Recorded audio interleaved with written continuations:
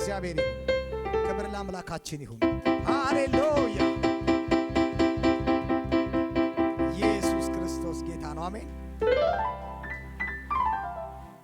ሃሌሉያ! ኢየሱስ ክርስቶስ ጌታ ነው።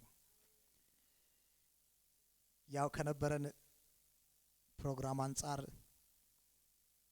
ያለንበት ከተማ ላይ እስራኤል ላይ ካለው በዓላት አንጻር ፕሮግራም አልነበረንም። እንግዲህ ዛሬ ደግሞ የጌታን ቃል እንማራለን። አሜን። ክብር ለእግዚአብሔር ይሁን። አርስቱን አይታችሁታል? ምንድነው የሚለው? ምንድነው የሚለው አርስቱ? አንድ አምላክ ወይስ ሶስት? ታውቃላችሁ ብዙ ቦታ ላይ የማይነካ ፋውንዴሽን ክላስ ላይ የተወሰነ ተምራችኋል አውቃለሁ። ግን ደግሞ በደንብ በዚህ ሁኔታ ላይ ወይ በዚህ ትምህርት ላይ በደንብ ደግሞ መማር ስላለብን ነው።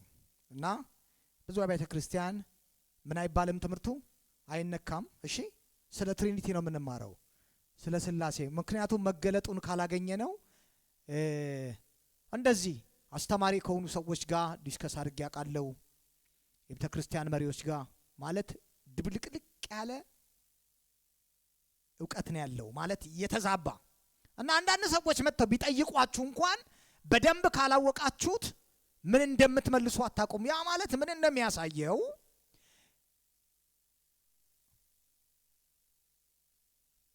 እግዚአብሔር እንዳለ ያወቅን ግን የምናመልከው እግዚአብሔር ለኛ እንደሚመች ሆኖ የተሳለ አምላክን ነው የምናመልከው ማለት ነው። በደንብ ስሙኝ። ምን ማለት ነው? እግዚአብሔር አለ። ሰው ሁሉ ስለ እግዚአብሔር ምን ይላል? ያውቃል። አንድ አምላክ እንዳለ ያውቃል። ግን ስላሴ ላይ ስንመጣ በደንብ መረዳቱ ከሌለን ምንም ችግር እኮ የለውም። ምን አወቅም አላወቅም ዝም ብለህ አምልክ የሚባል ነገር የለም። እግዚአብሔር እንድናቀው ይፈልጋል። ያ ማለት ካላወቀ ነው። ስላሴን ካልተረዳንና ካልተገነዘብን በእኛ አእምሮ ውስጥ የተሳለ ሌላ አምላክ አለ። ሊቦ ሳካታ ባራንዴ ሊቦ። በደንብ ስሙኝ። ምን ማለት እንደሆነ ልንገራችሁ። ስለ ስላሴ በደንብ ካልተገነዘብን ጌታ ኢየሱስ ለኛ በሚመቸው መልኩ ለኛ ኮምፎርት በሚሰማን መልኩ ያስቀመጥነው ምን አለ? ስዕል አለ ስለ ጌታ። ስለዚህ ወርሺፕ ስናደርገው እሱ አይደለም እኮ እሱን አይደለም ልካ እያደረግን ያለ ነው። ማን ነው እኛ ውስጥ የተሳለ? እሱ ነው ብለን የገመትነው እና ያሰብነው ሌላ ምን አለ? ሌላ ምን አለ? አምላክ አለ የሳልነው እንዴ። ለዛ እኮ ነው እግዚአብሔር ከኔ ውጪ ማንንም አታምልኩ ሲል የራስህንም አይዲያ አምላክ እንዲህ ነው ብለህ ምን እንዳታመልክ። ሐዋርያ ሥራ ላይ እኮ ጳውሎስ መጥቶ እግዚአብሔር አላቸው። ትዝ ይላችኋል አይደል? ወደዛ ከተማ ሲገባ የከተማው ሕዝብ ሐውልት ሰርቶ ማንን ያመልክ ጀመር?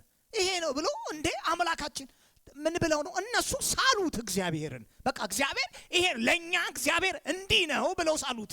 ከዛ ጳውሎስ ገባ፣ መንፈሱ ተበሳጨ፣ ተመለከተና እንዴ እናንተ ሰዎች ቆይ ልንገራችኋለሁ፣ ሳታውቁት የምታመልኩትን አምላክ እናንተ አምላክ ብላችሁ ነው የሳላችሁት። ግን ልንገራችሁ አሁን ሮንግ ምንድነው ያዛችሁት? ፒክቸር ነው፣ የተሳሳተ ስዕል ነው። ውስጣቸው ያለውን እኮ ነው አውጥተው ያስቀመጡት። ሐውልት ሲሰሩ ውስጣቸው እኮ ነው ያለው አውጥተው ያስቀመጡትና ይሄ ነው አምላካችን አሉ። እንደሱ አይደለም አላቸውና ትክክለኛውን ምን ሳለላቸው? ስዕል አመጣላቸው። እግዚአብሔር በሰው እጅ ይሰራ ዘንድ ወይ ደግሞ እንደ ሰው ቤት ይበጅለት ዘንድ እሱ ሰው አይደለም። ልንገራችሁ ሰማይና ምድርን የፈጠረ ማን ነው? እሱ እኮ ነው እያለ ትክክለኛ የእግዚአብሔር መልክ ልባቸው ውስጥ እንዲገባ ጳውሎስ ሲነግራቸው እንሰማለን።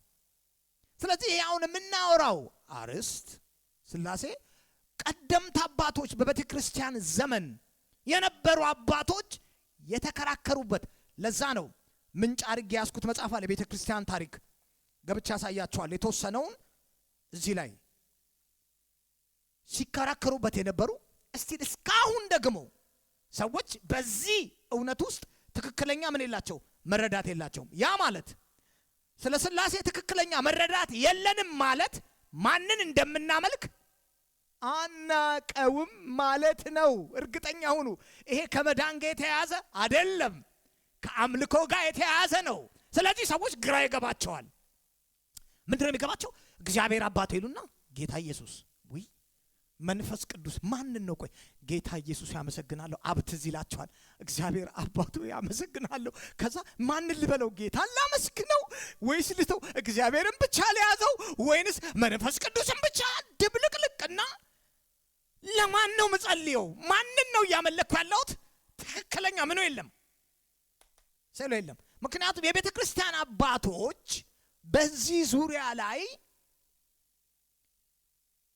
ተወያይተው ደንግገው ለቤተ ክርስቲያን መጽሐፉን እኮ አይተው መርምረው፣ ልብ በሉ፣ እነ ጆቫ ዊትነስ እነ ኦንሊ ጂሰስ ሌሎችም ሃይማኖቶች የወጡት ከዚህ የተነሳ ነው። ሁሉም አሁን ምድር ላይ የምናያቸው በእግዚአብሔር እናምናለን የሚሉ ክርስቲያን ተብሎ የሚጠሩ በአጠቃላይ ከየት ስተት የተነሳ ነው የወጡት? ከዚህ እግዚአብሔር አንድ ብቻ ነው፣ ሶስት የሚባል እግዚአብሔር የለም ብሎ አንደኛው ወጣ። ከዛ ኖ እንዴ ጌታ ኢየሱስ ክርስቶስ ምንድን ነው? ፍጡር እኮ ነው እሱ፣ መጽሐፉ እኮ ይላል ብለው ግማሹን ይኸው ከማርያም ነው የተወለደው ሰው እኮ ነው ወጡ። እሺ እነሱም የየራሳቸውን ይዘው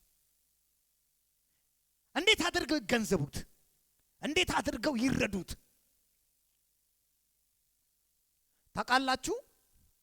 የመጀመሪያው የሐዋርያት ጉባኤ ተብሎ የተሰየመው የመጀመሪያው የሐዋርያት ጉባኤ ወይንም ሐዋርያት ተሰብስበው የተነጋገሩበት የመጀመሪያው ጉባኤ የሚባለው መቼ ነው? የት ነው? ታስታውሳላችሁ አይደል?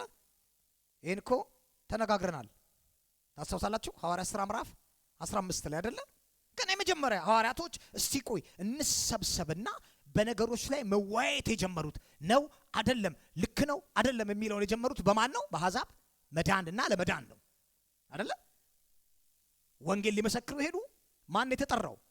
ቆርኔሌዎስ ቤት ማን የተጠራው? ጴጥሮስ ተጠራ። እሱ ሄደ። እሱ ጋም ጥያቄ የነበረበት ሐዋርያ ነው፣ ግን ጥያቄ ያለበት እንደ እግዚአብሔር አሕዛብን መርጧቸዋል ማለት ነው ብሎ መንፈስ ቅዱስ አሳየው። ሂድ አለው።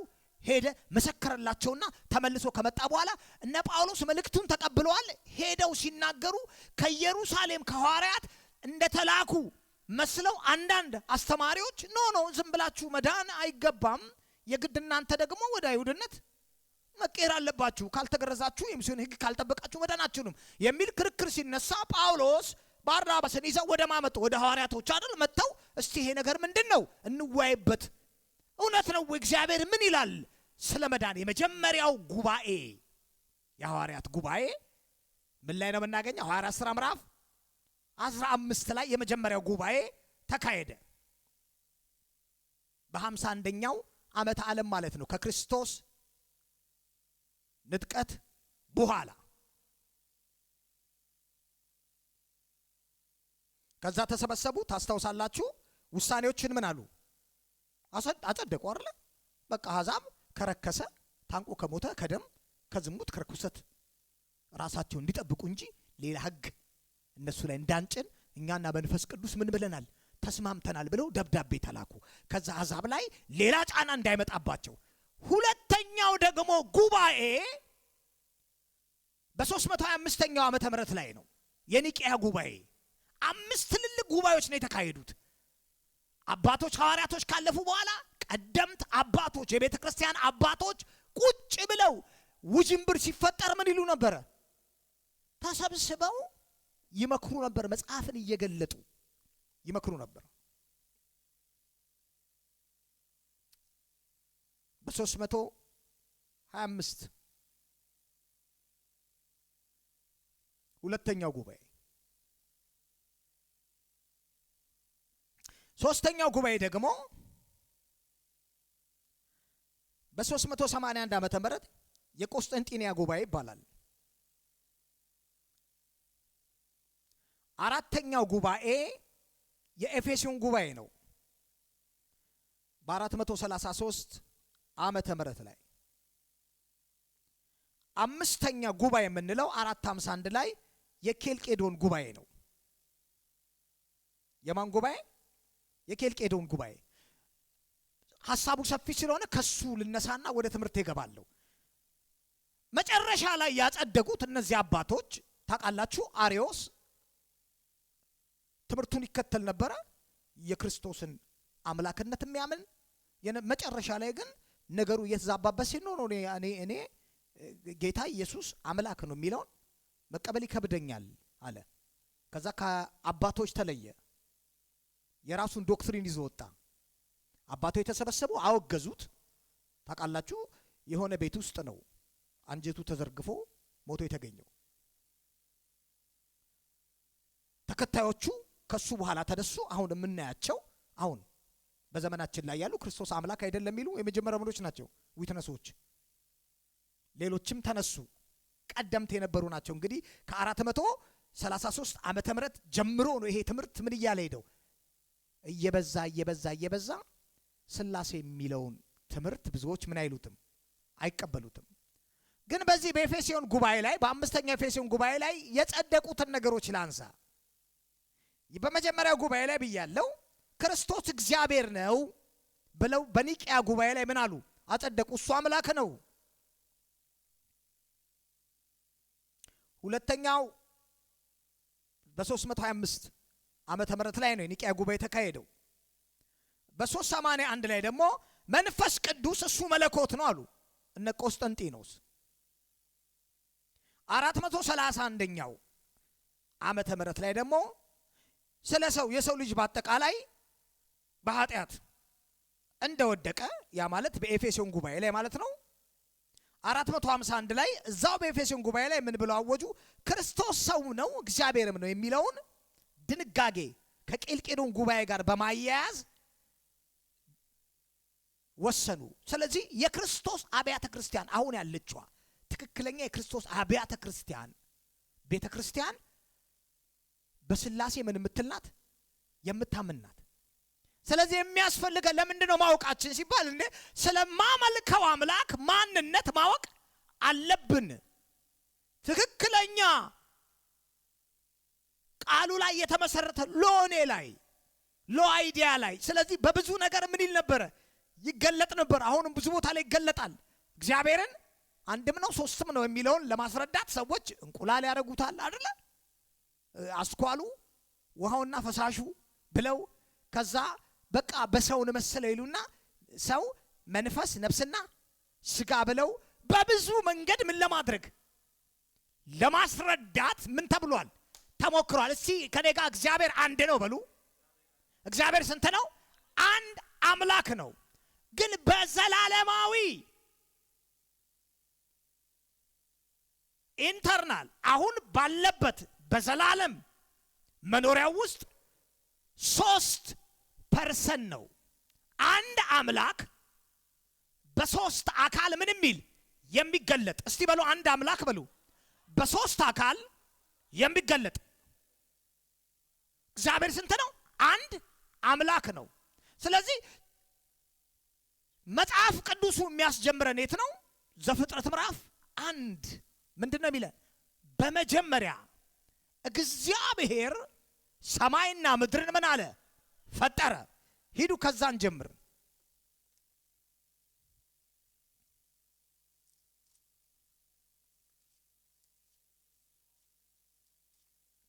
በመጀመሪያ ማን?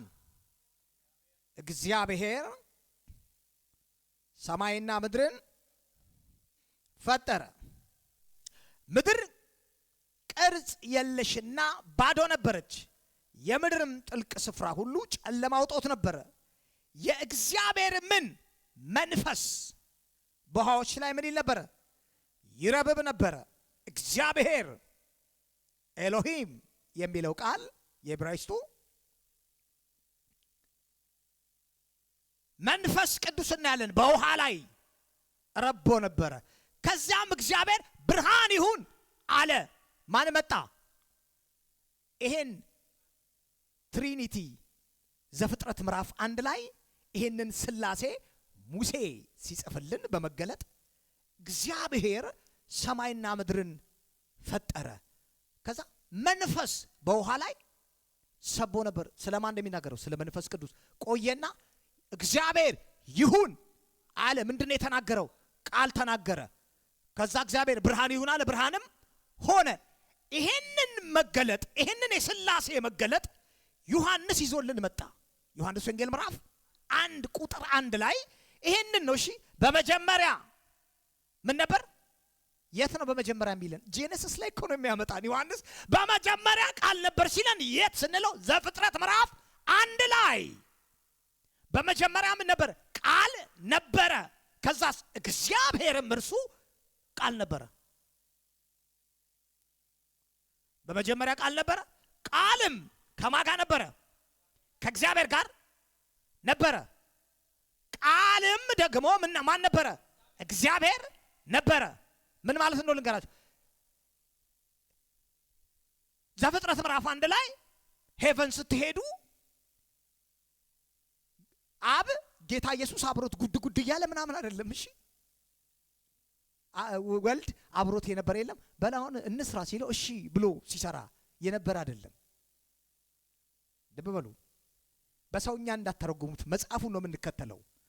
በመጀመሪያ ቃል ነበረ፣ ቃልም ከእግዚአብሔር ጋር ነበረ፣ እግዚአብሔር ምን ነበረ? ቃል ነበረ። ዮሐንስ ወንጌል ምዕራፍ 1 ላይ በቅፉ ያለ አንድያ ልጁ ስለሱ ነገረን ሲለን እግዚአብሔር ያየ ማንም የለም። በቅፉ ያለ ሲል ከሱ ከአብ ተለይቶ አያውቅም። ወልድ በደንብ ስሙኝ። ወልድ የአብ ምንድን ነው? መገለጥ ነው። እሺ ወልድ በስጋ እዚህ ምድር ሲመጣ ነው ለኛ የተገለጠው፣ ከአብ የተለየው። በዘላለም ሐሳብ ውስጥ ወልድ ከማን ጋር ነበረ? ከእግዚአብሔር ጋር ነበረ። ዓለማትን ሲፈጥር ብርሃን ይሁን ሲል ብርሃን ሆነ። ቆላስይስ ምዕራፍ 1 ላይ ሂዱ ላሳያችሁ። ቆላስይስ ምዕራፍ 1 ላይ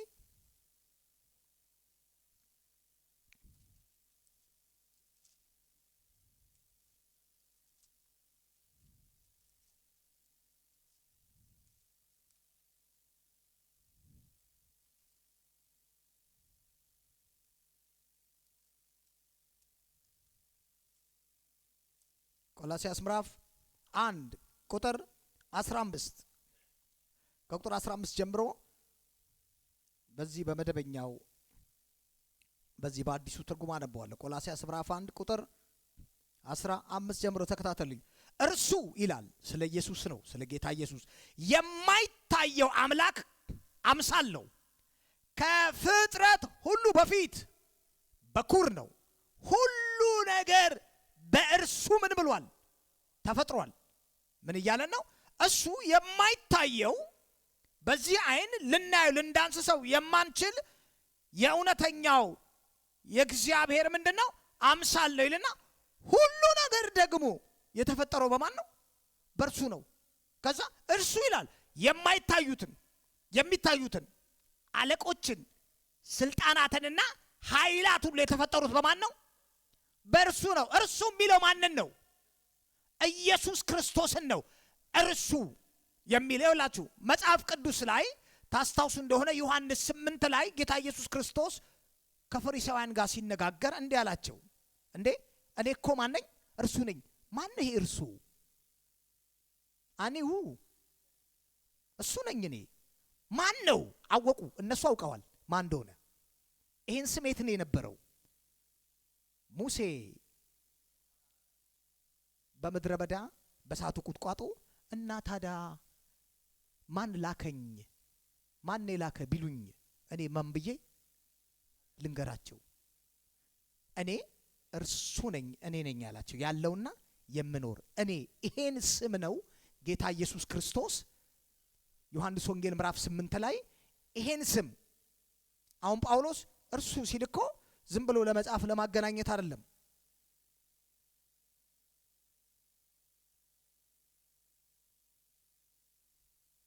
ዮሐንስ ወንጌል እያያችሁት ሂዱ።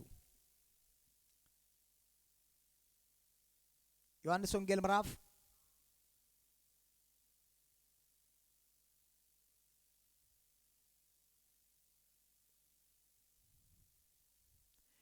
መጨመር ዘጸአትን አነበዋለሁ። ዘጸአት ምዕራፍ 3 ከ13 እስከ 14 ሙሴም ይላል እግዚአብሔር ወደ እስራኤል ልጆች የአባቶቻችሁ አምላክ ወደ እናንተ ልኮኛል ስላቸው ስሙ ማን ነው ብለው ቢጠይቁኝ ምን እላቸዋለሁ?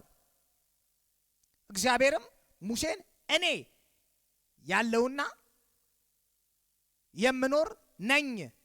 ያዙት በደም እኔ ያለውና የምኖር እስቲ አውጡት።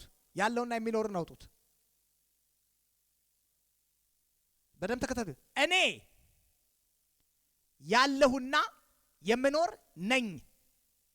በእኔና በእነኝ መካከል ያለውና የምኖር አውጡት። እሱን ማን ነው ነው? እኔ ነኝ። አይ አም ዳት ኢዝ የእግዚአብሔር ስም ሲያስታውቃቸው የነበረው። ይሄንን ጌታ ኢየሱስ ክርስቶስ ብዙ ቦታ ላይ የደጋገመ ምን ይላቸዋል? ይነግራቸዋል። አሳያቸዋለሁ። ዮሐንስ 8 ላይ ሄዱ። ዮሐንስ 8 ከ56 እስከ 58 አባታችሁ አብርሃም ቀኔን ለማየት ተስፋ በማድረግ ተደሰተ፣ ሐሴትም አደረገ። አይሁድም ገና 50 ዓመት ያልሞላ አንተ አብርሃምን አይተሃል አሉት። እንዴ ገና 50 ዓመት ሳይሞላ አብርሃም አይቶኛል ትላለህ እንዴ? ኢየሱስም ምን አላቸው? እውነት እላችኋለሁ አብርሃም ከመወለዱ በፊት ማንኛ አለ? እኔ ነኝ። ስለ የትኛው ነው? ለምንድን ነው እኔ ነኝ ነህ እንዴ? ምን ማለት ነው? አያገባንም ላላሉት ወዲያው ሊወግሩት ድንጋይ አነሱ። ለምን? ይህን ስም እኔ ነኝ የማስም ነው። ልብ በሉ። እኔ ያለሁና የምኖር ነኝ። አይ አም እኔ ነኝ ያለው። ፊተኛም ነኝ፣ መጀመሪያም ነኝ፣ መጨረሻም ነኝ፣ አልፋም ነኝ፣ ኦሜጋም ነኝ። ይሄንኑ ስም ጌታ ኢየሱስ ክርስቶስ ምን አላቸው? ደገመላቸው። ከዛ በኋላ ሊወግሩት ምን አነሱ ይላል? ድንጋይ አነሱ። ስለዚህ መጀመሪያ እስቲ አንድን ፐርሰን እንየው። እግዚአብሔር አንድ ነው ብለናል። በሶስት ፍጹም በሆነ ምን አካል የሚገለጥ ነው። ብዙዎች ስለ ወልድ በጣም ይገርማችሁ። እሺ የዳነ የቤተ ክርስቲያን መሪ ስለ ወልድ አምላክነት ግራ ገባው። ምን አምላክ ነው እንዴ ያለኝ? እኔ አምላክ ነው ብዬ አያችሁ እንትን ነው ማለት ነው። ካልገባን ኢየሱስ እያለው ምናመልከው አናቀ ሌላ ነው ምናመልከው። ይሄ እንትን ነው ጌታ ኢየሱስ ሲባል ይሄ አንድ ጥሩ አገልጋይ እግዚአብሔርን የሚፈራ በጣም ጥሩ ስነ ምግባር ያለው እንደዛ ተደርጎ ይሳላልሽ። እነ እግዚአብሔር የፈጠረ እግዚአብሔርን ስራ በምድር ላይ ሰርቶ ያለፈ ኖ ከዛ በላይ ነው። ለምንድን ነው ሰው መሆን ያስፈለገው? መለኮት ነው እሱ። እኔ ነኝ እያለ ነው። መለኮት በሁሉ ስፍራ ይገኛል። እግዚአብሔር ልዩ የሚያደርገው በሁሉ ስፍራ ላይ ምን ይላል? እግዚአብሔር ይገኛል። አንዱ የጌታ የኢየሱስ ክርስቶስ በሁሉ ስፍራ ላይ የመገኘቱ መገለጥ የት ነው የተጀመረው? ካረገ በኋላ በሁሉ ስፍራ ላይ ተገኝቷል ጌታ ኢየሱስ። የት ነው ታስታውሳላችሁ? ኖ ካረገ በኋላ አምላክነቱን የት ነው የገለጠው?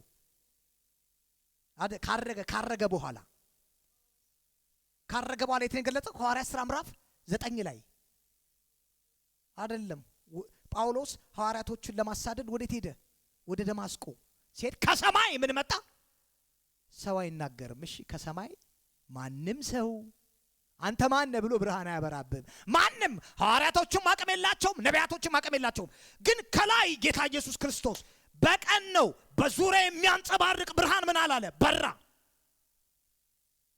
ጳውሎስ ስለምን ታሳድደኛለህ የሚል ድምፅ ሰማው። ከሰማይ ማን ነው ይሄን የሚለው? አምላክ ሰው ሊል ይችላል? አይችልም። ኖ ማንም ሰው። ከዛ የሚያረጋግጥልን ወዲያውኑ አወቀ ጳውሎስ ማን እንደሆነ፣ ጌታ እንደሆነ። እሱ ወዲያው ምንድነው ያለው? ጌታ ሆይ ምን አደርግ ዘንድ ትወዳለህ? አወቀ። እሺ ይሄ ሰው አይደለም። ጳውሎስ ትምህርቱን አያውቅም እንዴ? ገማልያል እግር ስር ያውቃል እኮ ጌታ ኢየሱስ ክርስቶስ እንደማንኛውም ሰውን አምላክ ነኝ እያለ እያታለለ ነው። መልእክተኛ ነኝ እያለ ሲል እኮ ትምህርቱን ሲቃወም የነበረ ነው።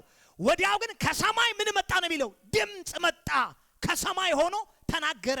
የትኛው ፍጥረት ነው? የትኛው ነቢያት ነው? የትኛው ሐዋርያት ነው ከሰማይ ሆኖ ወደ ምድር ድምፅ የሚያመጣው የሚናገረው ብርሃን የሚያበራው? አምላክነቱን ምን አለ? ገለጠሽ። ማንም የለም ከሰማይ ሆኖሽ። ከዛ ማነህ ሲለው ምንድን ነው ያለው?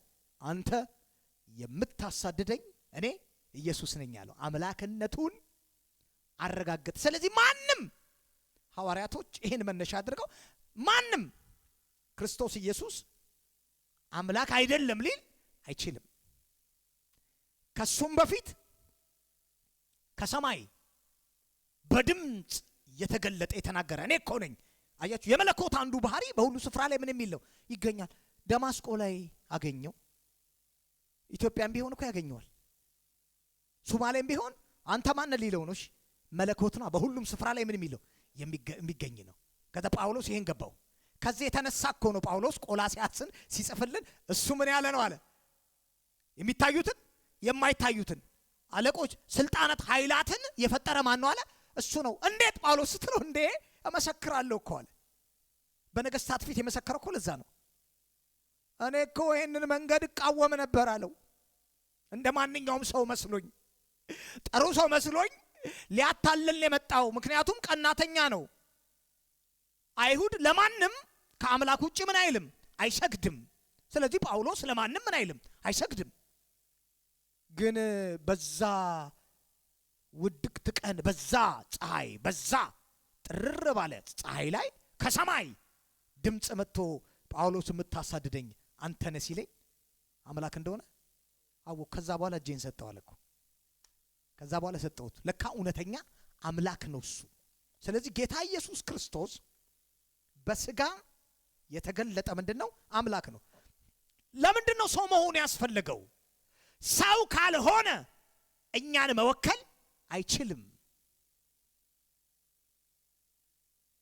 ሰው ካልሆነ እኛን መወከል አይችልም። ስለዚህ ነው አንደኛ ቆሮንቶስ ምዕራፍ 15 ላይ ጳውሎስ ምን ይለዋል? ሁለተኛው አዳም ሆኖ መጣ። ሁለተኛው አዳም ለምን? እኛን መወከል አለበት። ስለዚህ የክርስቶስ ኢየሱስ አምላክነት ፍጹም ሰውነቱ ፍጹም ሰው ነው። ፍጹም ደግሞ ምንድነው? አምላክ ነው። ፍጹም ሰው ነው። ፍጹም ምንድነው? አምላክ ነው። ከሞት ከተነሳ በኋላ ማን የጠየቀው? ጌታ ሆይ ዮሐንስ 14 ላይ ታስተውሳላችሁ? ማን እንደጠየቀው? ምን አለው?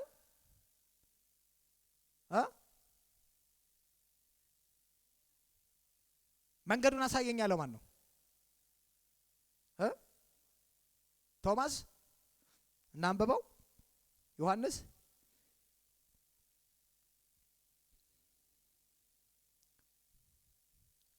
ቶማስም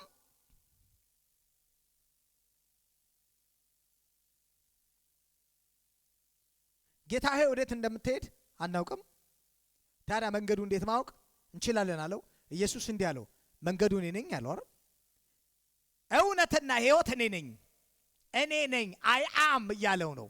ያ ስም እኔ ነኝ፣ ያ ለሙሴ የተገለጠው ስም እኔ ነኝ። በእኔ በኩል ካልሆነ በቀር ወደ አብ የሚመጣ ማንም የለም። እኔን ብታውቀኝ ኖሮ አባቴን ባወቃችሁት ነበር። ካሁን ጀምሮ ግን አውቃችሁታል፣ አይታችኋል። ከዛ ፊልጶስ ኦኬ አለ፣ የምትለው ነገር እውነት ነው ጌታ ሆይ፣ በቃ አብን አሳየንና ይበቃናል አለው። አሁን የምትለው እንደዛ ከሆነ አብን አሳየን። ልብ በሉ ምን አለው? ኢየሱስም እንዲህ አለው፣ አንተ ፊልጶስ ይህን ያክል ጊዜ ከአንተ ጋር ስኖር አታውቀኝምን? እኔን ያየ አብን አይቷል። ምን እያለው ነው? እኔ አብ ነኝ እያለው ነው አይደለም። ልብ በሉ። አብ ወልድ አይደለም፣ ወልድ መንፈስ ቅዱስ አይደለም። ለምንድነው አብ ወልድና መንፈስ ቅዱስ ብሎ ጳውሎስ ሁለተኛ ቆሮንቶስ ምዕራፍ 13 ላይ ይሄን ሃርመኒ ያስቀመጠልን? ለምንድነው? ምን አይነት ህብረት ነው እያሳየን ያለው? እኔን ካየህ አብን አይተሃል ማለት ነው አለው። ምክንያቱም አይ አም ጋድ፣ እኔ አምላክ ነኝ። እኔ ባለሁበት ማን አለ? አብሮ አብ አለ። መንፈስ ቅዱስ ባለበት ማን አለ? ወልድ ይገኛል። አሁን ስናስበው ስለ ጌታ ኢየሱስ አምላኬ ስንል የሆነ በዚህ በገሊላ ምናምን ተሽከርክሮ ደክሞ እንትን ሆኖ ተተፍቶበት የሚለውን ነገር እንዳንስለው። እነ ዮሐንስ እኮ እንደሞተ ሰው የሆኑት አይተውታል። አረ ሳይው እንደሞተ ሰው ሆኜ ተዘረድኩ አለ። አይዞ አለው። እኔ አልፋ ነኝ ኦሜጋ ነኝ። ሞቼ ነበርኩ፣ አሁን ደግሞ ምንድን ነኝ? ሕያው ነኝ። አምላክነቱን እየተናገረ ነው። እኔ ያለሁና ማን ነኝ? የነበርኩ ነኝ። አሁን ስለ ጌታ ስናስብ የምናመልከውን አምላክ ጌታ ኢየሱስ እኮ ስለ በደሌና ስለ ኃጢአቴ ሞቶልኛል ስል በጣም እርግጠኛ ሁኑ። የሆነ አብ ዝም ብሎ ጥሩ ሰው ተብሎ የተወለደና በቃ ሂድና ሞትላቸው ተብሎ በቃ እሺ ስለናንተ በደል እናንተን ከፍያለሁ፣ አንድ አገልጋይ የለም የተላከ አገልጋይ፣ እንደዛ እንዳትስሉት። እሺ ማለት ምንድነው የምንረዳው? ምን ያክል እግዚአብሔር እንደሚወደን አስቡ። እሺ አምላክ ሰው የሰው ስጋ ለብሶ ሰው ሆኖ በቀራንዮ መስቀል ላይ ራሱን አሳልፎ ነው የሰጠው። ትክክለኛ ሌሎች እንደሚሉት አይደለም። እና አርዮስ እኮ የተነሱት አምላክ እንዴት ይሞታል የሚል እኮ ነው። እና አይሞትም አሉ። እንደዛ እንዴ አይሆንም። ሉቃስ እኮ ሐኪም እኮ ነው። ምን ስለገባው ነው ድንግል ትጸንሳለች ያለው? ሐኪም አይደል? አያውቅም እንዴ? ሐኪም እኮ ነው አይደል? በደንብ ሉቃስ ሐኪም ነው። የጸነሰችው ድንግል ናት አለ። የሆነ መገለጥ አግኝቷል። ስለዚህ ጳውሎስ እሱ የማይታየው አምላክ ምንድነው? ነጸብራቅ ነው። የሚታዩት የማይታዩት አለቆች ቢሆኑ ስልጣናት ቢሆኑ ኃይላት ቢሆኑ ሁሉም ነገር በማን የተፈጠሩት አለ? በእርሱና ለእርሱ ተፈጥረዋል አለ። እንሂድ ራእይ ላይ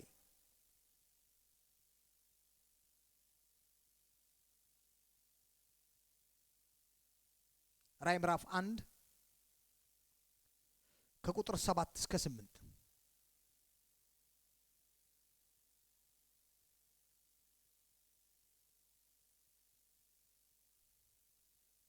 እነሆ አለ በደመና ምን ይላል?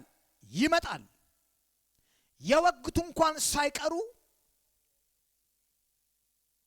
አይን ሁሉ ምን ይለዋል? ያየዋል። የምድርም ሕዝቦች ሁሉ ከእርሱ የተነሳ ዋይ ዋይ ይላሉ። አዎ ይህ ሁሉ ይሆናል አሜን ካለ በኋላ ያለውና የነበረው የሚመጣውም ሁሉን የሚገዛ ወይ ሁሉም ቻይ ጌታ አምላክ አልፋና ኦሜጋ። ብዙ ቦታ ላይ ክርክር ሰምታችኋል። አንድ ሰው ጠይቁት፣ ሙስሊም ነውና አሳየ የመጽሐፍ ቅዱስን የጌታ ኢየሱስ ክርስቶስ እኔ አምላክ ነኝ ያለበትን ቦታ ብለው ጠየቁት ልጁ። ያው ልጁ ስላላወቀ ነው። ብዙ ቦታ ነው የተናገረው። እሺ ጌታ ብዙ ቦታ ላይ እኔ አምላክ ነኝ እኔ ነኝ እኮ ያላቸው ከሙሴ በፊት ነበርኩኝ። ከዚህ ላይ ደግሞ ዮሐንስ ሲጽፍራውን ጻፍ ብሎ ራሱን አስተዋወቀው። እኔ አልፋና ኦሜጋ ነኝ ያለውና የነበርኩ ነኝ። ደግሞ ማን ነኝ? እውነተኛ አምላክ ነኝ። ስለዚህ ጌታ ኢየሱስ ክርስቶስ ፍጹም ምንድነው? አምላክ ነው። ፍጹም ደግሞ ምንድነው? ሰው ነው። ፍጹም ሰው ነው። ኤፌሶን ምዕራፍ 4 ላይ እዛ ኤፌሶን ምዕራፍ 2 ላይ ላሳያችሁና ወደ 4 እናልፋለን። ኤፌሶን ምዕራፍ 2 ላይ ከቁጥር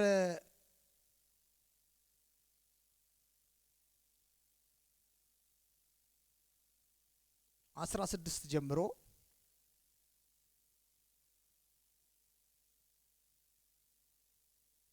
ምዕራፍ 2 ከቁጥር ስንት 16 ጀምሮ ወይም ከቁጥር 14 ሐሳቡ እንድንይዘው ሁለቱን አንድ ያደረገ ማን ነው? አይሁድና አሕዛብን ነው። የሚለያየውንም የጥልን ግድግዳ ያፈረሰ ሰላማችን እርሱ ራሱ ነው ይልና ሕግን ከትእዛዛቱና ከሥርዓቱ ጋር በሥጋው ምን አለ? ሻረ። ዓላማው ከሁለቱ አንድን አዲስ ሰው በራሱ ምን ብሎ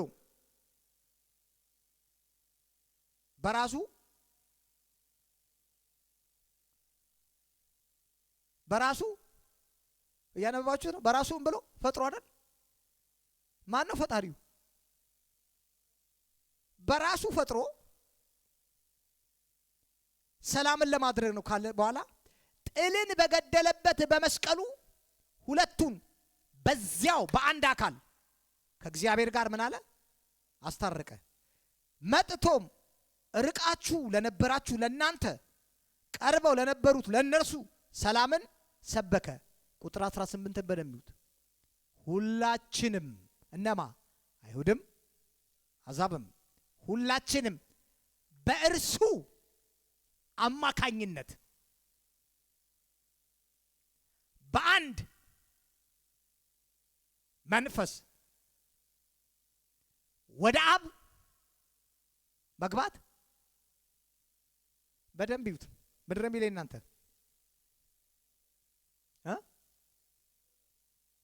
ቁጥር 18 ይላል ሁላችንም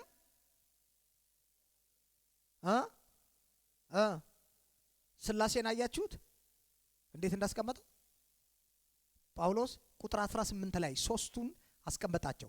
በእርሱ በማ በጌታ ይልና አይ ጌታ ብቻ እኮ ነው ብሎ ኦል ጂሰስ እንዳትሆን እንዳታመልጥ ኖ እንደዛ አይደለም መገለጡ። በአንድማ መንፈስ አይ በቃ ሁለቱ ይበቃሉ። ጌታ ኢየሱስ እሱ እውነተኛ አምላክ ነው መንፈስ ስለሆነ በቃ እኮ ብለህ ኦል ጂሰስ እንዳትሆን ኖ ወደ ማን ነው አለ? ወደ አብ በእርሱ በአንድ መንፈስ በማማካኝነት ነው። ቀደም ዮሐንስ 14ን ያነበብኩት ይሄ እኮ ነው። ቶማስ የጠየቀው ምንድን ነው? መንገዱ አሳየኝ ሲለው በእኔ በኩል ነው አለው አይደል? ልብ በሉ ለምን እንደጻፈው ጳውሎስ ይሄንን በደንብ ስሙኝ። በእኔ በኩል ነው አለው አይደል? ስለዚህ ተነስተው ልጅ ሰሶች ምንም ኦንሊ ማን ነው ያለው? ጂሰስ ነው ያለው። መንፈስ ቅዱስ ምን አይደለም። መዳን ነው የምትፈልገው? ታምናለህ፣ ትድናለህ። መንፈስ ቅዱስ የሚባል አብ የሚባለው ምን አድርገው እርሳው ሲል አይደለም። ሐዋርያቶች አባቶች እኮ በጉባኤ ያጸደቁት ይሄንን ነው አይደለም? ጳውሎስ ይሄንን በደንብ ስለሚያውቅ አስተካክሎ ጻፈልን። ዝም ብሎ አይደለም የተጻፈው። በእርሱ በኩል በማ በወልድ በማማካኝነት አለ። በደንብ ይዩት። ሁላችን አለ አሕዛብም ቢሆኑ ምን አይሁድ በእርሱ አማካኝነት እንዲህ ልበላችሁ በደንብ እንዲገባን። እሺ ስዕላዊ ነገር ጥሩ ነው። አሁን እኛ እዛ የምንሄደው የሆነ ሆቴል ልንገባ ነው ወይ የሆነ ኬንያን ውስጥ ሊሆን ይችላል። በኃይሉ አማካኝነት ነው አልን። ስለዚህ ሁላችን ተስፋ የምናደርገው ማንን ነው? እሱ ከሌለ እዛ ቦታ ላይ መድረስ አንችልም እያልን ነው አይደል? በማማካኝነት አንዳንድ ሰው በማማካኝነት መጣ ይባላል። እከሌ በከሌ ነው የመጣው። ልክ እንደዛ ሳሉት በእርሱ አማካኝነት ካለ በኋላ በኃይሉ አማካኝነት እንገባለን ስንል በኃይሉ አማካኝነት ከዛስ በአንድ ደግሞ ማን አለ? ማከለኛ አለ። ከዛ ወደ ቦታው ነው የምትደርሰው። በኢየሱስ አማካኝነት በአንድ ምን መንፈስ ወደ አብ መግባት አለ። ስለዚህ ምን አደረገ? ጌታን ስትቀበል መንፈስ ቅዱስ ምን ይልሃል? ያጠምቅህና ልጅ አድርጎ ወደ ማን ያስገባሃል? ወደ አብ። ስለዚህ ሥላሴን ምን አለልን? አስቀመጠልን። ኦንሊ የሚባል አይደለም አለ፣ ብቻውን አይደለም። ምክንያቱም የተሰራው የዩኒቲ ስራ ነው፣ ወርሺፕ ነው። አንዱ ከአንዱ ምን አይልም፣ አይበላለጥም፣ አይለያይም። አብ በሙሉ መለኮትነቱ፣ ወልድ በሙሉ ኃይሉ በሙሉ ስልጣኑ በሙሉ መለኮትነቱ፣ መንፈስ ቅዱስ በሙሉ ኃይሉ በሙሉ ስልጣኑ በሙሉ መለኮትነቱ፣ አብ ወልድ መንፈስ ቅዱስ አንድ አምላክ በሶስት ዘላለማዊ አካል ውስጥ። ስለዚህ በኢየሱስ ክርስቶስ በኩል ይለንና በመንፈስ ቅዱስ ምን በኢየሱስ አማካኝነት በመንፈስ ቅዱስ በኩል ወደ አብ ምን ትላለህ? ትገባለህ። ትምህርቶቹ እዚህ ላይ ነው እየተፋለሱ ሄዱት። ዶክትሪን ይሄ ዶክትሪናል ኢሹ እኮ ነው። መተው ነው እና አርዮስ ማንሳት ጀመሩ። እሺ እንደዛ አይደለም አሉ። ተውት። እውነት ነው አብ ልኮታል፣ ግን እሱ መለኮት አይደለም። መለኮት አይደለም። ሌሎቹ ይመጡና ነው መለኮት ነው እሱ። መንፈስ ቅዱስ ምን ያደርጉታል? ያነሱታል። ፍጹም ያደርጉትና እውነት ነው ፍጹም አምላክ ነው ፍጹም ሰው ነው ይሉና መንፈስ ቅዱስ ያነሱትና መንፈስ ቅዱስ ግን ከእግዚአብሔር የሚወጣ ኃይል ነው ይላሉ። መንፈስ ቅዱስ ከእግዚአብሔር የሚወጣ ኃይል አይደለም። ለዛ ነው ማቴዎስ ምዕራፍ 3 ላይ ይሄንኑ በወንጌል ሲጻፍልን እንዲገባን እግዚአብሔር የመለኮትን አሰራር የትንሣኤውን የሥላሴን የትሪኒቲን አሰራር ልክ ጌታ ኢየሱስ ክርስቶስ በዮሐንስ እጅ ሊጠመቅ ሲመጣ ከሰማይ ምን መጣ? ድምፅ መጣ ይላል። የምወደው ልጄ። ከዛ መንፈስ ቅዱስ በእርግብ እንደ እርግብ አምሳያ ምን አለበት? ወረደበት። ማንን ነው የምናየው? አብ ወልድ አለ እዚህ ሊጠመቅ። ማንን እያለ ነው? መንፈስ ቅዱስ። ይሄንኑ ጌታ ኢየሱስ እንደዚህ አለ፣ እኔ ብሄድ ከኔ በኋላ ከእግዚአብሔር የሚወጣ ኃይል አላለንም። መንፈስ ቅዱስ ከእግዚአብሔር የሚወጣ ኃይል አይደለም፣ በራሱ መለኮት ነው። ምንድን እኔ ብሄድ ይሻላቸዋል። ከኔ በኋላ ምን ይላል? ይመጣል። እሱ ከመጣ በኋላ ፐርሰን እኮ ነው። ይመጣል። ከመጣ በኋላ ወደ እውነት ምን ይላችኋል? ይመራችኋል። ስለዚህ ምን በሉት ነው? አሁን እሱን ስሙት፣ ይመራችኋል። እዛው ኤፌሶን ምዕራፍ 4 ላይ እኮ ለቤዛም ቀን የታተማችሁበትን የእግዚአብሔር መንፈስ ምን አትበሉ፣ አታሳዝኑ። ምን አለው ማለት ነው? ስሜት ፍቃድ አለው፣ ያዝናል እያለን እንትን አታርጉት። ፐርሰን ነው መንፈስ ቅዱስ ባህሪያው። አሁን የሆነ ነገር ይግባን። ለካ መንፈስ ቅዱስ እኛ ጋር አለ። ከመንፈስ ቅዱስ ነው የተወለድኩት። መንፈስ ቅዱስ አብሮኝ አለ። አብ አብሮኝ። አሁን ምን ያክል የሆነ እኛ ጋር ያለውን የሥላሴን አብሮነት የአምላክ ሙላትን አብሮነት አስቡ። አብሮን ያለው ማን እንደሆነ ጌታ ኢየሱስ ስንል ማን እንዳለ ይሄን ስም ስንናገር ለዛ እኮ ነው ፍጥረት ዓለም ሁሉ በሰማይ በምድር ከምድርም በታች ፍጥረት ሁሉ ለዚህ ስም ምን ይላል? ይንበረከካል የተባለው ሰው ስለሆነ አምላክ ስለሆነ እኮ ነው። መለኮት ስለሆነ እኮ ነው። ፍጥረት ሁሉ ጉልበት ሁሉ አቅም አለኝ የሚል ማለት ነው። አቅም አለኝ የሚል ሁሉ ለዚህ ስም ምን ይላል? ይንበረከካል። እሱ አልፋ ነው፣ እሱ ኦሜጋ ነው። ፍጹም የሆነ ማን ነው? አምላክ ነው። ፍጹም ደግሞ ምንድነው? ሰው ነው። እኛን ለመወከል የሰው መልክ ለብሶ መጣ። የሰውን ስጋ እኛን መሰለ። ወንድሞቹን ሊመስል ተገባው ይላል። እኛን መሰለ። ያልተደባለቀ እንትን አይደለም። አንዳንዶች የሚሉት አይ አምላክ ፍጹም ሰው አደረገውና ግን አምላክ አብሮት አልነበረም፣ ለብቻው ሰቀሉት እሱን። ከዛ አምላክ ከሱ ጋር በስጋ ውስጥ ነበር። ኢየሱስ ሲሰቀል አምላክ ትቶት ሄደ። ወጥቶ ሄደና ኢየሱስ ብቻው ምን አለ? ታስታውሳላችሁ? ስለ መዳን ሲያወራ እንኳን ኢየሱስ እርሱ ክርስቶስ እንደሆነ የሚያምን ሁሉ ዓለምን አሸንፏል። ኢየሱስ እርሱ አዳኝ አምላክ እንደሆነ የሚያምን እኮ ነው የሚለው።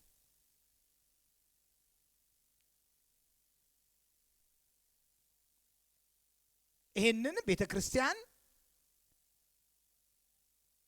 በአጽንኦት የምታስተምረው የክርስቶስን ምን አምላክነቱን። እሱ ምንድነው? አምላክ ነው። ፍጹም ሰው ነው። ፍጹም አምላክ ነው። ስለዚህ ጌታ ኢየሱስ ክርስቶስ ሐዋርያት ሥራ ምዕራፍ 1 ላይ ወደ አብ ሲያርግ ተመልሼ እመጣለሁ እንዳለው የትንሣኤውን አካል ለብሶ ነው ሄደው። እሱ ሲመጣ ማን አብሮናል? አሁን መንፈስ ቅዱስ አብሮናል። አሜን። ልክ ዘፍጥረት ምዕራፍ 1 ላይ ሙሴ እንደጻፈልን የአብ እቅድ በወልድ አስፈጻሚነት በመንፈስ ቅዱስ ማተምና መግለጥ ተከናውኗል። እግዚአብሔር ዓለምን መፍጠር ፈለገ። አብ ይለንና ዩኒቲውን ሊያሳየን ነው። ወርሺፕ አንድነታቸውን። ከዛ በወልድ ቃል ምንን ፈጠረ? ዓለማትን ፈጠረ። ከዛ መንፈስ ቅዱስ ነገሩን ወደ ምን ያመጣው ነበር? አካል ወደ ማስያዝ ያመጣው ነበር። መንፈስ ቅዱስ የመግለጥን ምን ስራ ይሰራ ነበር። አንድያ ልጁን እስከ መስጠት ልብ ብለውን ዘፍጥረት ምዕራፍ 1 ላይ ያለውን ዮሐንስ በሌላ ደግሞ ግልጽ አድርጎ ያስቀምጥልናል። እንዲህ ይለዋል፣ እግዚአብሔር አንድያ ልጁን እስከ መስጠት ዓለምን እንዲሁ ወዷል። ከዛ አንድያ ልጁን ላከው። ከድንግል ተወለደ አይደል? ምን አደረገ?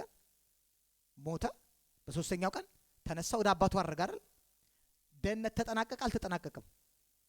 ግን ተጠናቀቀ። ተጠናቋል እኮ ወልድ ስራውን አከናውኖ ጨርሷል። የአብ ምንድን ነው? እቅድ ነው አይደለ?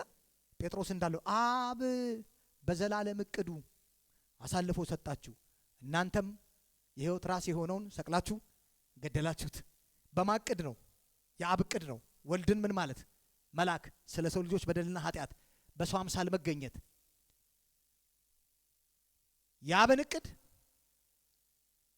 የወልድን ድርጊቱን መፈጸም ተግባራዊ አድርጎ ለሰው ልጆች ሁሉ ያከፋፈለው ማን ነው? መንፈስ ቅዱስ። ምን ማለት መሰላችሁ? መንፈስ ቅዱስ ባይወርድ ማንም ሰው አይድንም። ማን ነው የሚገልጠው? የገለጠው ማን ነው? መንፈስ ቅዱስ ባይወርድ ማንም ሰው አይድንም። ዳስ ዋይ እኛ ስላሴን የምናምነው ሐዋርያቶች የሞገቱ ስላሴን የሚያምኑት በዛ። አሁን ስላሴን ሲያምኑ ድነናል የሚሉ ቤተ እምነቶች ካሉ አልዳኑም።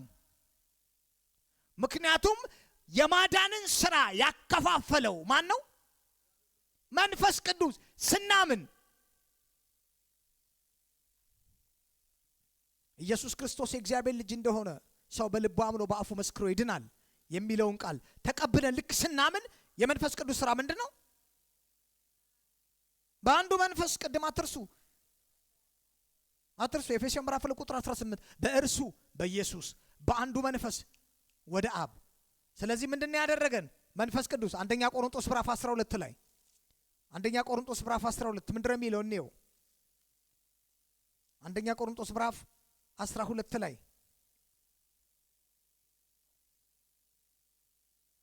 ከቁጥር 12 ጀምሮ አካል ብዙ ብልቶች ቢሆኑም አንድ አካል ነው። ነገር ግን ብልቶች ብዙ ቢሆኑም አካል ግን አንድ ነው። ክርስቶስ እንደዚሁ ነው። አይሁድ ወይንም የግሪክ ሰዎች ብንሆንም ባሪያ ወይንም ነፃ ሰዎች ብንሆንም እኛ ሁላችን አንድ አካል እንድንሆን በአንድ መንፈስ ተጠምቀናል። ሁላችንም አንዱን መንፈስ እንድንጠጣ ተሰጥቶናል። ዳግም የወለደን ማን ነው? ስራውን የገለጠው እግዚአብሔር መንፈስ ቅዱስ። ዮሐንስ 1 ላይ ልብ በሉ። ዮሐንስ ወንጌል ምዕራፍ 1 ላይ እዛው ዮሐንስ የታጨቀ እውነት ነው ያስቀመጠልን። እሺ ትሪኒቲን በሙሉነት ነው ያስቀመጠው። ስላሴን በሙሉነት ነው ያስቀመጠው። በመጀመሪያ ቃል ነበረ፣ ቃልም በእግዚአብሔር ዘንድ ነበረ፣ እግዚአብሔርም ቃል ነበር ብሎ እየተነተነ ከመጣ በኋላ እውነተኛው ብርሃን ወደ ዓለም ይመጣ ነበረ፣ በዓለምም ነበረ፣ ወደ ገዛ ወገኖቹ መጣ፣ የገዛ ወገኖቹ አልተቀበሉትም። ለተቀበሉትና በስሙ ለሚያምኑ ለነሱ ግን እግዚአብሔር ልጆች የሆኑ ስልጣን ሰጣቸው። እነሱም ይልና ከወንድ ወይንም ከስጋ ፈቃድ አልተወለዱም። ከማን የተወለዱት ይላል? ከእግዚአብሔር። ይሄንን አንደኛ ጴጥሮስ ምዕራፍ 1 ቁጥር 23 ላይ ምንድነው የሚለን? ያውና ለዘላለም ጸንቶ ከሚኖር ከማይጠፋው ዘር ከእግዚአብሔር ቃል መላላችሁ ተወለዳችሁ ይለናል። ዮሐንስ አንደኛ ቆሮንቶስ ምዕራፍ 12 ላይ ጳውሎስ ይመጣና ያው መንፈስ ይላል። ጌታ ኒቆዲሞስን ያለው ምንድነው? ዮሐንስ 3 ከመንፈስ የተወለደ እኮ የሚወልድ ማን ነው እያለ ነው። አዎ ያንን ስራ ኮምፕሊት አድርጎ መንፈስ ቅዱስ ከመጣ በኋላ ዳግም ምን አለ? አሁን መንፈስ ቅዱስ ይሄንን የቤተ ክርስቲያንን ስራ ጸጋን በማከፋፈል በማስተማር የእግዚአብሔርን ቃል ሕያው በማድረግ መንግስቱን እንዲገባ እንድንረዳው የጽድቅ ጎዳናን በማስተማር የሰውን ልብ በማበርታት በማጽናት በማዳን ስራ ውስጥ አሁን እየተሳተፈ ያለው ማን ነው? መንፈስ ቅዱስ። ለምን መሰላችሁ? ይሄኛው ካልገባን አብሮን ይላችሁ። አንድ እንትን ላይ ሲሰማ አንዱ እግዚአብሔር ሰው በጣም ላይፌ አገልግሎቴም ላይፌም የተቀየረው አለ። ስለ መንፈስ ቅዱስ ገባኛል። አምላክነት አማኝ እኮ ነው፣ ግን አልገባኝም ነበር አለ። ምክንያቱም አያችሁ ስላሴ ላይ ያለን አመለካከት እንትን ይሄ ከኛ አጽናኙ አለ፣ ይመራችኋል። እንዴ ስም ስለማንኛውም ነገር ጠይቁት፣ ይመራችኋል፣ ከናንተ ጋር ያለው እኔ ቤት ይሻላችኋል። እሱ ሲመጣ ግን ተብሎኮት የተሰጠን ፐርሰን አለ እና ልም ብሎ ተላላኪ አይደለም። እሺ የሆነ ገብታችኋል በእንትን ወልድ ሂድ ብሎት እሺ የወልድን ፍቃድ ላስፈጽም ብሎ ይመጣ አምላክ ነው እኮ። ኢን ዘ ስፒሪት ፐርሰን ነው እናንተ ጋር ያለው። የት ውስጣችሁ አብሮናው እና አውሩት፣ ስሙት፣ ሊመራችሁ ነው ተብለን እየተነገረን ይሁን ምን እንደሆነ እንገራችሁ። ኒኩለር ፓወር ተሸክሞ እየተደበደበ ዝም የሚል አገር ማለት እኮ ኒኩለር የኒኩለር ኃይል ተሸክሞ ግን አገሪቱ እየተደበደበች እጅ ሰጥቶ ዝም ያለ ውስጣችን ያለውን እኮ እየነገር ስላላወቅ ነው እኮ ነው ማን እንዳለ አብሮ ምን የሚላችሁ ነው አለ እንዴ ሚመራ እሱ እኮ የፍጥረት ሁሉ ፈጣሪ እኮ ነው፣ መለኮት ነው ብለናል። መንፈስ ቅዱስ እና ሁሉን ያውቃል፣ የሚመጣውን ያውቃል እና ስሙት ነው የተባልነው። እሺ ወደ እውነት ምን ይላችኋል? ይመራችኋል። ታውቃለህ አንብበን ያለሱ እንደማይገባን ታውቃላችሁ። አይገባችሁም። ያለ መንፈስ ቅዱስ መጽሐፍ ቅዱስ ማንም ሰው መረዳት አይችልም። መንፈስ ሕይወትን ይሰጣል። መንፈስ ቅዱስ ነው ምን የሚያደርገው? ይገልጣል። ከዛ ይመራል። ወደ ምን ሁሉ? ወደ እውነት ሁሉ። አይሆንም ይላል። ቆይ ጠብቅ፣ ጋይድ እያደረገን እሱ ወደ እውነት ሁሉ ምን ይላችኋል? ይመራችኋል። ከዛ ጳውሎስ አጥብቆ ሄዶ ሁለተኛ ቆሮንቶስ ምዕራፍ 13 ይሄንን ብዬ ጨርሳለሁ። ሁለተኛ ቆሮንቶስ ምዕራፍ 13 ላይ ከዛ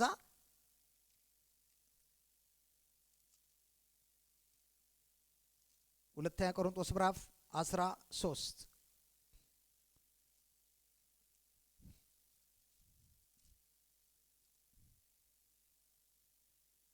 ቁጥር 14 ላይ ስላሴን ነው የሚያስቀምጥልን። ነው የጌታ የኢየሱስ ክርስቶስ ምን ጸጋ የእግዚአብሔር አብ የመንፈስ ቅዱስ ከሁላችሁ ጋር የማጸጋ የጌታ ጸጋ የእግዚአብሔር ምን ፍቅር የመንፈስ ቅዱስ ምን ህብረት ከናንተ ጋር ይሁን። ኮሚኒየን እንድናረግ ፌሎሺፕ እንድናረግ የተጠየቅነው ከማጋ ነው? ከማጋ ነው? ልብ በለው። በስላሴ ውስጥ ስም የሌለው ማን ነው? ቆይ መንፈስ ቅዱስ ስም ነው? ኖ ቆይ ስም መንፈስ ቅዱስ አይደል? እንገልብጠው። ቅዱስ መንፈስና እርኩስ መንፈስ አይደል? መንፈስ ምን ቅዱስ። ጌታ ኢየሱስ ስሙ ማን ነው? ኢየሱስ ክርስቶስ። ለአብ ምን ተሰጥቶታል? አብ አባት አይደል? ለወልድ ምን ስም ተሰጥቶታል? ጌታ ኢየሱስ።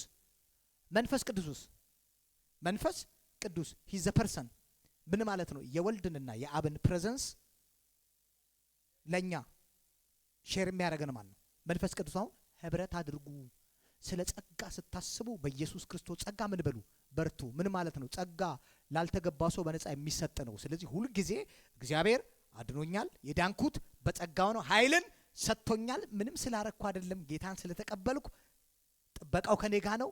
ይሄን መቼም ቢሆን ምንም ነገር ውስጥ ልትገቡ እግዚአብሔር ፍቅር ምን አይልም አይቀየርም። ለእናንተ እስከ መጨረሻ ነው ምን የሚላችሁ የሚወዳችሁ።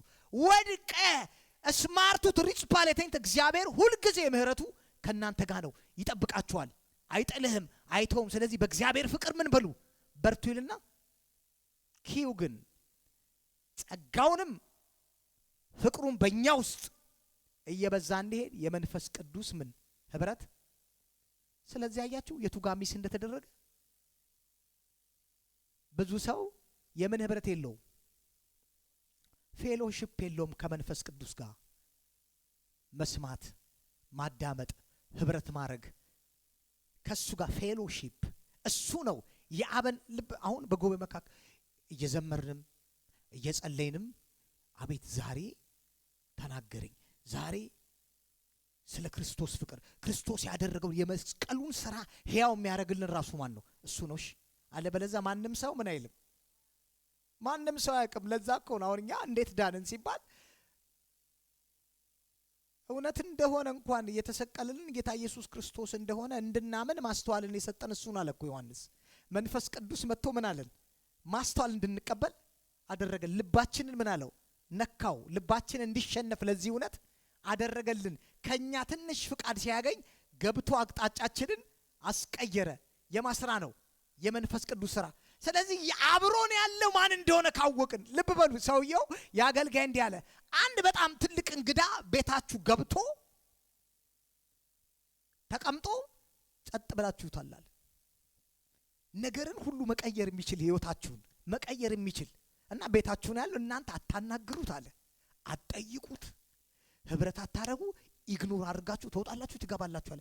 ያ ትልቁ እንግዳ ያ ንጉስ ነገርን ሁሉ ፍጻሜያችሁን የሚያሳያችሁ፣ መንገዳችሁን የሚያሳያችሁ፣ ነገራችሁን የሚያሳምርላችሁ ያ የክብር ጌታ መንፈስ ቅዱስ የት ነው ያለው አለ። እስቲ መንፈስ ቅዱስ በእኔ ውስጥ ነው በሉ። ለዚህ እኮ ነው መጽሐፉ በወደደኝ በእርሱ ከአሸናፊዎች ሁሉ ትበልጣላችሁ ያለን። በዓለም ካለው ይልቅ በእናንተ ውስጥ ያለው ይበልጣል እኮ እያለን ያለው እኛ ውስጥ የሆነ ተመጥኖ ተቆርጦ የተሰጠን ነገር አይደለም ያለው። እስቲ በእኔ ውስጥ በሉ እግዚአብሔር አለ በሉ። እንቆማለን። ጌታ መንፈስ ቅዱስ በሉ ከእኔ ጋር ነው።